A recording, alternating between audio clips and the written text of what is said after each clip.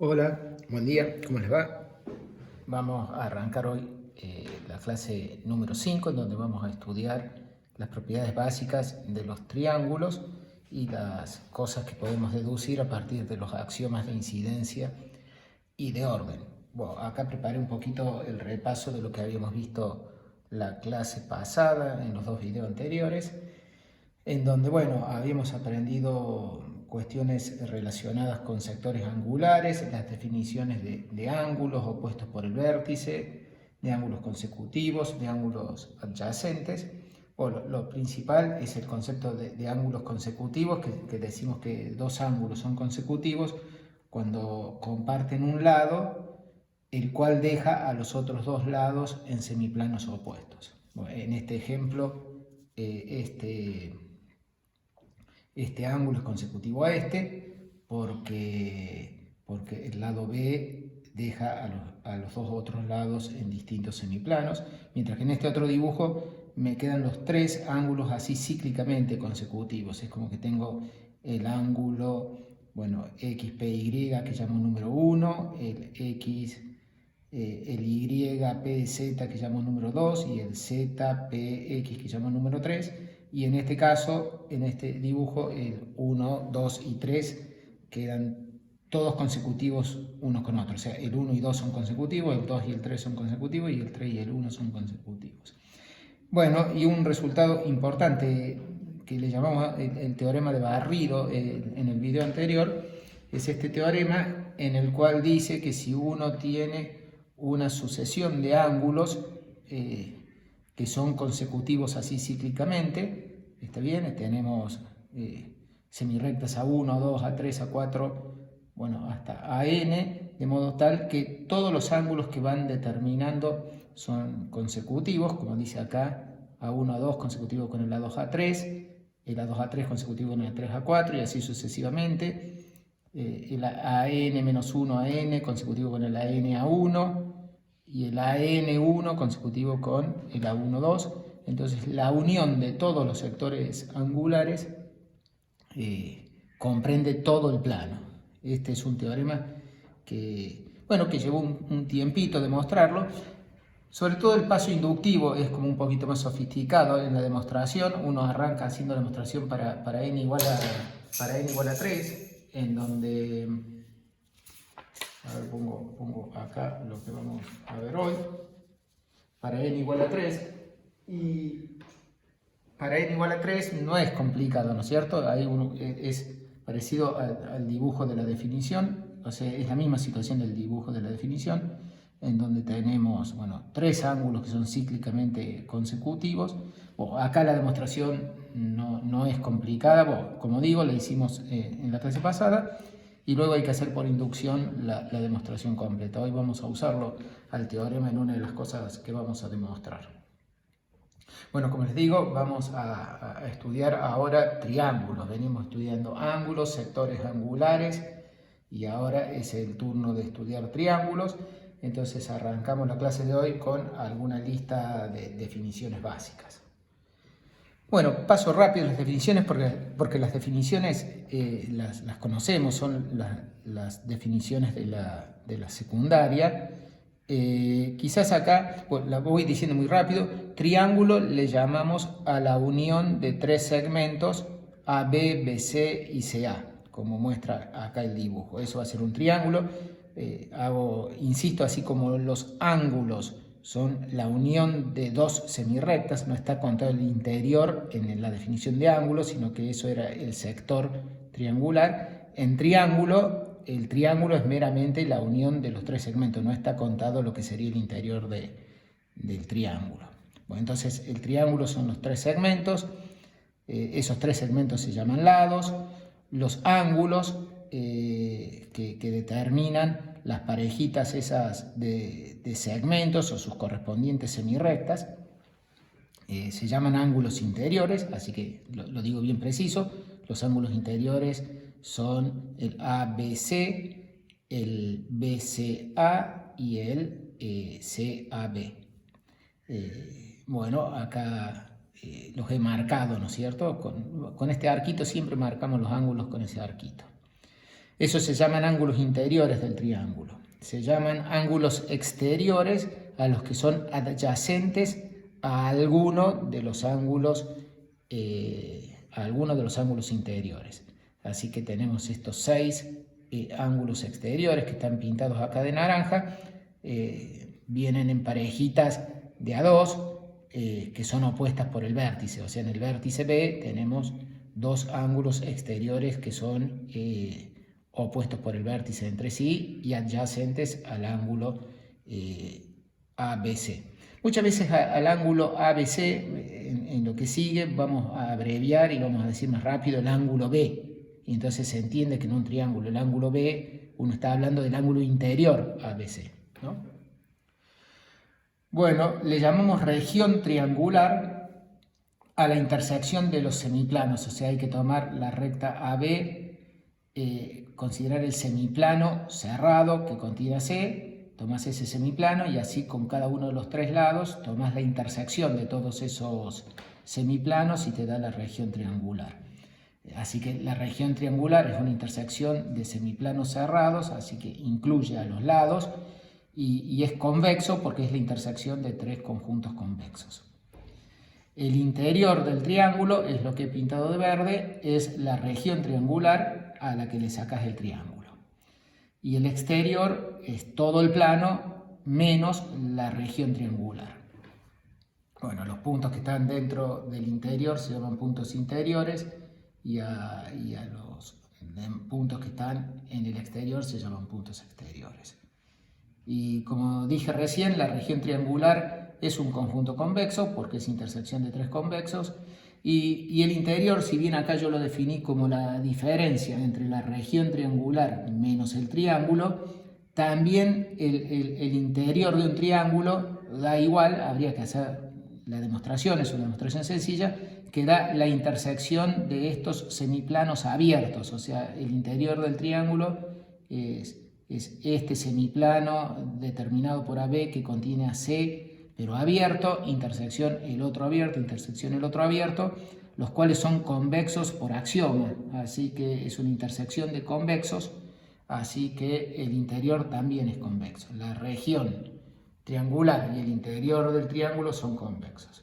Bueno, y acá hice una ilustración de nuestros 2 ejemplos preferidos, que son R2 y H2, de cómo son los triángulos. Bueno, los de R2 ya los sabemos de memoria porque los venimos desde la primaria, tenemos muy presente cómo es la forma de los triángulos de R2. Y los triángulos de H2, bueno, hay que unir segmentos y bueno, por supuesto que van a ser los lados, genéricamente van a ser arcos de circunferencia, pero podría ser de que alguno de los lados sea recto si justo has tomado una de las rectas verticales de H2.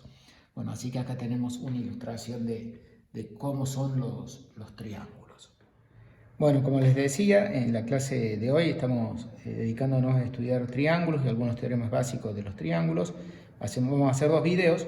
En este primer video vamos a demostrar lo que se conoce como teorema o postulado de Pasch.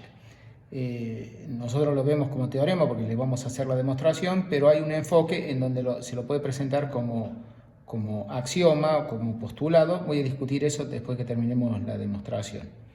Bueno, cuento lo que dice el teorema de Pasch, que es un resultado de corte de rectas con triángulos.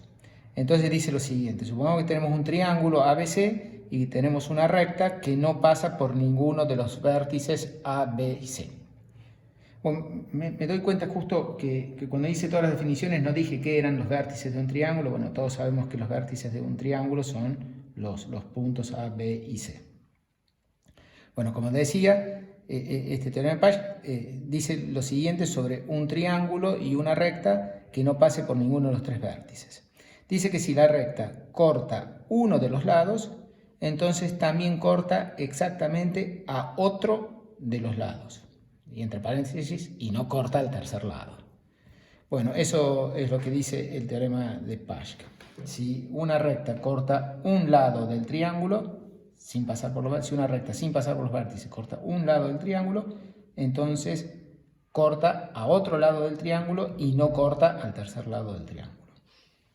Bueno, la demostración es bastante sencilla, sale casi directamente del axioma O3, el axioma de orden número 3. Vamos a la demostración. Bueno, así que la hipótesis es que tenemos una recta X como la del dibujo que no corta a ninguno de los vértices, no pasa ni por A, ni por B, ni por C.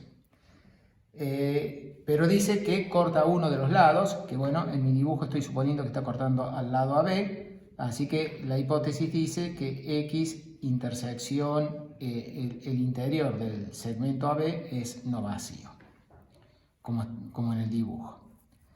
Bueno, eso implica que los extremos A y B de ese segmento quedan en diferentes semiplanos con respecto a X. Bueno, como C tampoco pertenecía a X, eso quiere decir que C está en alguno de los dos semiplanos abiertos.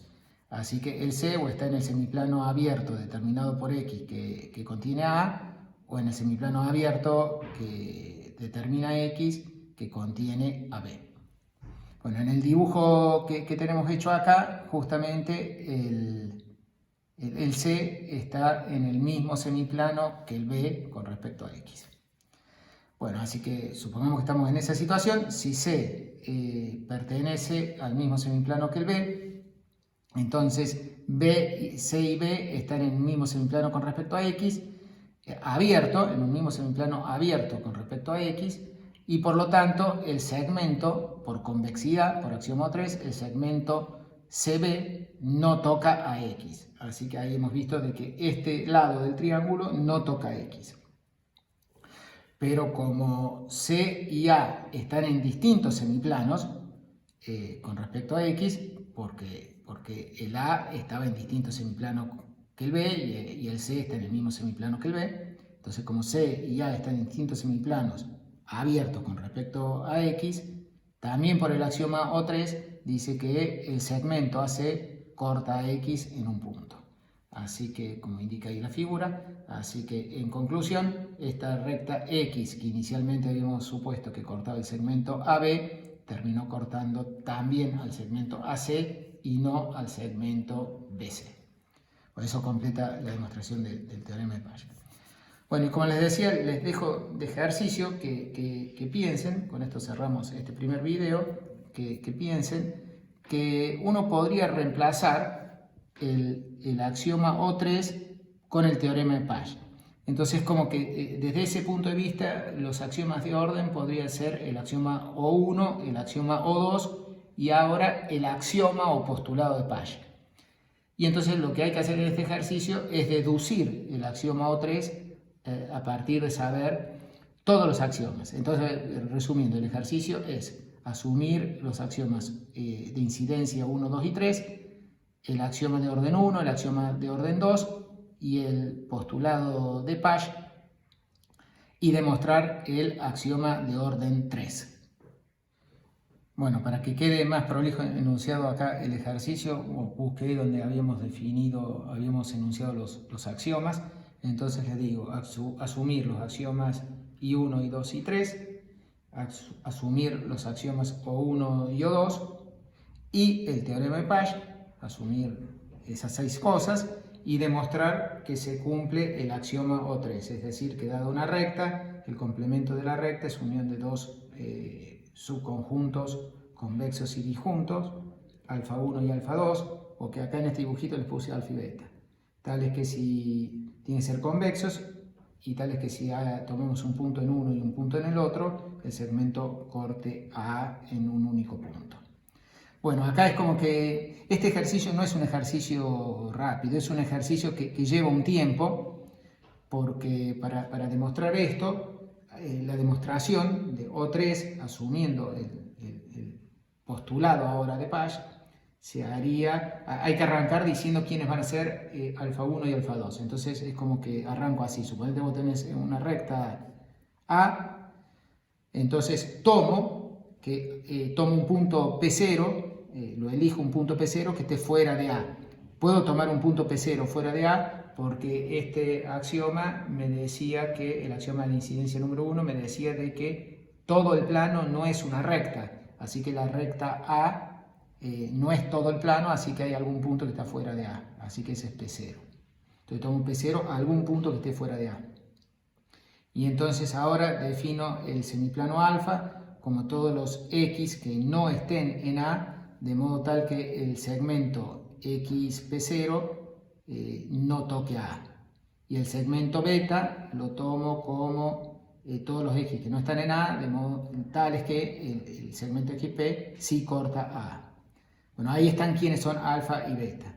Y ahora arranca la demostración. Ahora tenés que tomar dos puntos en alfa y ver que el segmento que los une no toca a A. Eso sería ver que alfa es convexo. Bueno, análogamente harías con B, tomas dos puntos en B, ves que el segmento no toca a A. Eso es haber visto que beta es convexo.